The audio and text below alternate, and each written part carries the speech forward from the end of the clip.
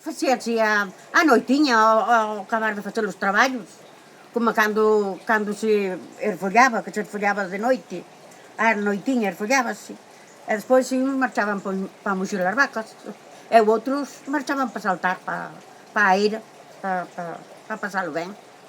E así logo, cousas de antes que... Malia vivir nun tempo no que a represión estivo moi presente e as reunións comunais tiñan hora de remate, como un xeito de rebeldía, a mocedade atopaba maneira de poder divertirse a través do canto e do baile. Valía calquera ocasión, aló pola terra de Caldas, para facer o que se dan chamar rúa ou ruada. Un festexo onde as mozas tocaban e bailaban, o que se aprenderan das nais e das aboas. Hoxe en día continúa a ter un relevo xeracional e unha posta en valor por parte de artistas contemporáneos da nosa música. Nesta terra de Caldas atopamos bailes, toques e cantos cunhas características moi particulares que coñecen ben Xulia e Guillerme. Pois hoxe estamos na terra de Caldas. Viñemos ao concello de Balga, a esta fermosa parroquia de Cordeiro, visitar a tres mozas da aldea. Pois eu empecé a tocar 15 anos, máis ou menos. Pero antes tocaba a miña nai, a máis dúas vellas máis dali. Entonces había uns carballos e había un sitio que se sentaban no erro e tocábamos ali. Pero nós, pois, como éramos un pouquinho máis pollitas, queríamos bailar. E entrábamos as veas maiores. E despois ao aprender nós, pois había que cambiar. Primeiro elas, despois non, así. Pero ás 9 da noite había que estar na casa. Sempre llevaba a Guardia Civil, viña e botaba toda a patada. Tiñamos que ir marchar ás 9. Íbamos ás 5 ou por aí, ou ás 6, pero ás 9 a casa. Era día aínda, no verán, Pero ali pasábamos o tempo daquela, non había outra cousa, non había festas, non había nada onde bailar, ni nada. Era a rapazada, tiña gana de divertirse. E despois empezamos nós, e xa Maruja foi marchando, quedábamos nós. Despois había máis que a min, había máis a bailar, cambiábamos, ou a tocar. Cambiábamos, e íbamos a bailar unhas e despois outras. Xa tiñamos algún rapacillo ao rabo, non sabe? E queríamos cambiar, para ir bailar co rapacillo. E despois empezamos nós, e ali aquilo segueu, xa moito tempo, porque outra cousa non había.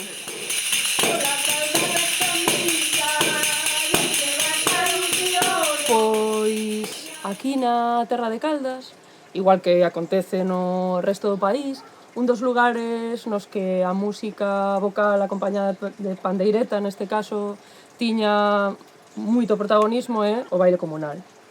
Nesta zona hai dúas denominacións para referirse a él. Unha é a rúa e outra das palabras que se emprega para referirse ao baile comunal é a ruada. A ruada foi sempre ali no Souto, mas, bueno, despois pasou para a nosa eira, a Moldes. Tocaban na eira de Moldes, hasta as 9 da noite tamén, pero viña xente, mi madre Dios, iba moita xente. Non había outra cousa, iba xente moita. Despois un irmán que tiña eu tocaba a gaita de fogo, xa, e máis tiña o da caixa, máis Lobondo, 3, e tamén tocaban a gaita, a nosa pandereta, e tocamos sempre. E tamén era máis ou menos así, unha cousa así. O que sabía algo que non sabía nada, estaba a mirar como se facía. Pero a Moldes era como se fora unha festa. Pero vos alá porque tiñades nós era moito. seguido, sería. Sí. Nós en Moldes era tocar os domingos, os días que queríamos, como un sábado ou así, que era facíamos festivo, vamos tocar e viña xa a xente, porque facíamos festivo nos mesmos. Ben, pois efectivamente a rúa ou ruada era o contexto fundamental onde se tocaban as pandeiretas e onde máis se cantaba ao cabo do ano, sobre todo a mocidade. Claro, cantábase evidentemente para bailar, non?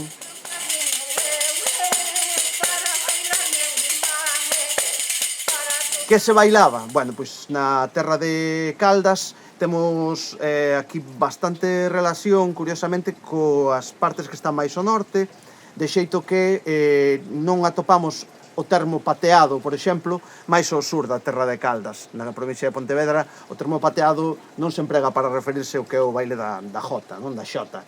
Tamén o termo para a muiñeira aquí pois, é punteada, moitas veces, e tamén iso vai parello ao xeito de tocar, A muiñeira é moi habitual que se toque riscando en toda a terra de Caldas.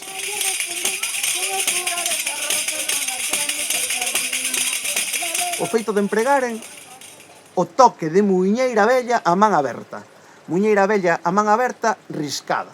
Iso é unha cousa así un pouco técnica, pero que se relaciona solamente con comarcas da Coruña. Chamámoslle nós toque de muiñeira vella, elas chamanlle muiñeira ou apunteada. Topámola tocando ao xeito galego, normal, como tocamos todo o mundo, pero adiante atrás adiante máis risco, en Coaxe, por exemplo, que é unha aldea de Catoira da parroquia de Dimo. E despois tocamos unhas grandísimas tocadoras tamén de muiñeira vella a man aberta, pero a man cambiada no lugar de Maján, en Cuntis, tamén aquí da Terra de Caldas. A xota, que é o pateado, despois a muiñeira ou a punteada, e despois os agarrados. Normalmente os agarrados que quedaron de últimos, das informantes máis novas, son o paso dobre e o valse, que chaman de distintas maneiras, chamanlle valse o paso doble, chamanlle corrido o valse, e falannos de que antes tocaba tamén a masurca. A Maruja, de Cordeiro, falaba de que súa nai tocaba a masurca, de que nos tempos de súa nai se bailaba a masurca. Pero miña nai é máis Lourdes da Pena e quen máis. E despois Maruja a nosa, María de Brañeiro, empezaron elas que viñan por atrás. E despois empezamos nós que viñamos por atrás. Pero foi, como di nela, moito tempo, moito. Si, pero aquí era moi sonado. Era moi sonado. Era moi sonado, Era moi sonado. Era. Xa digo, aquí era... Viñan como unha de festa. Dimo, xa viñan chagaliños de Dimo, viñan de Sesures, andando, que na cala non había nin moto nin coche. Como empezaron a tocar a miña nai e o Lourdes da Pena, eso non sei como empezaron, porque claro, non habían de vestirse, eles tiñan rapaces como nós, e dixeron, vamos tocar algo, a ver se sabemos o algo así. Tocaban no baile, ese que che digo, chamábamos o baile, o souto, había un balo ali, sentábanse e tocaban. Deberon de inventalo elas ou algo, porque nós íbamos cando eran vellas. Xa iban para apañar o sentío e xa levaban a merenda na cabeza, o cesto na cabeza e xa iban cantando por atrás. Era certo. Acababan de apañar o senteo e veña, foleada que te criou. Na nosa casa, cando erfollaban o millo, viñan os rapaces que estaban nos outros ali, que tiñamos unha pedra, viñan para ali de noite, pero tiñan que escapar a nós.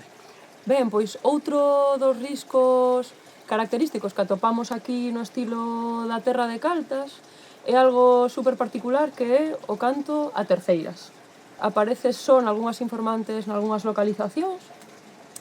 Está documentado en dúas irmás, Carme e Esclavitud, que son de Maján, do concello de Cuntis, que cantan a terceiras todo o desenvolvemento melódico de todas as coplas, pero son as únicas da aldea en facelo. Isto quizáis é que súa nai seica emigrar a Cuba e ao voltar ensinoulles a cantar así, a facer esas voces, pero o resto das mozas da aldea non o facía.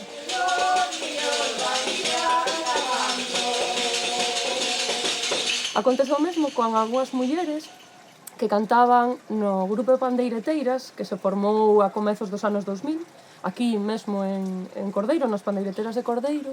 O que pasa é que estas mulleres casi sempre facían as terceiras nas cadencias, é dicir, no último verso das coplas e máis nos alalas. Isto é algo que se dá nestes casos puntuais, pero que, sin embargo, tamén se documentou nalgúns puntos fora da Terra de Caldas. E penso no ano 52, cando veu Lomax gravar o País a Galiza, que tamén o rexistrou nas Xaviñanas, nas pandeireteiras do concello de Corcubión.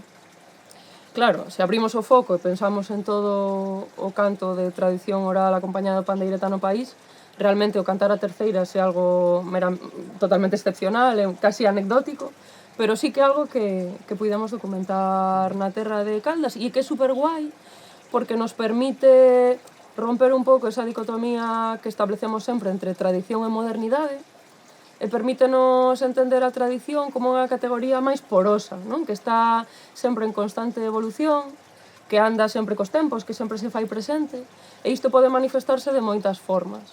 Pois é xenial o que atopamos aquí na terra de Caldas realmente, porque atopamos un montón de xeracións diferentes de tocadoras.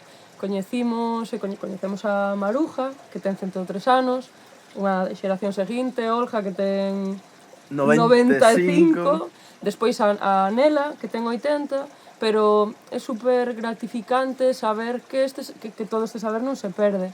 E aí está a neta de Maruja, Vero, que é unha digna herdeira de súa avoa, non? Que aprendeu os seus saberes, que sinte paixón, é unha emoción moi grande cando fala de súa avoa. Bueno, unha auténtica fantasía poder chegar a outro punto, escoitar unha canción e decir, esta canción sóname, non? Esta canción é de miña avoa.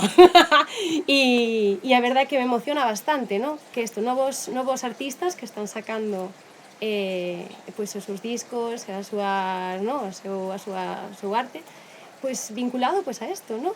A tradición oral das pandeireteiras de toda a vida, das nosas avoas, porque é o que digo sempre, non hai nada máis bonito, vamos, é o que sinto eu, que falar e transmitir dunha persona que te quere tanto como unha avoa.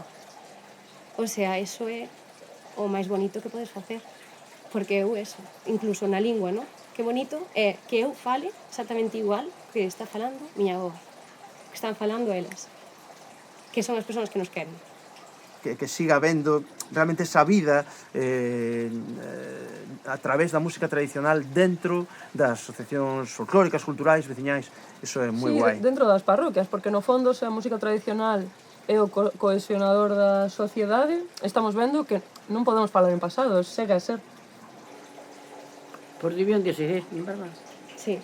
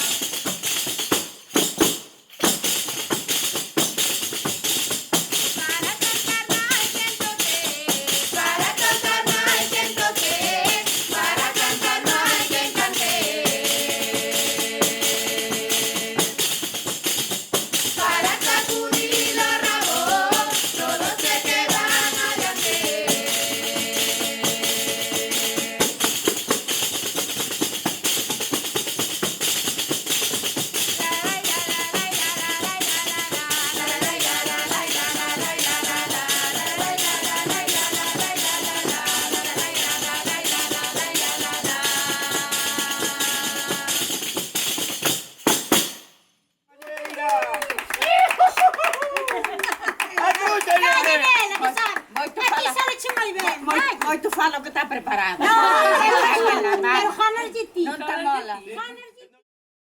Eu digo de verdad, se tuvera un neto, unha neta ou así, que me fora metida nun baile deses como iba de vos cando era, eu daba unha vaca da corte, Daba. Polo que me gusta esa cousa, sí.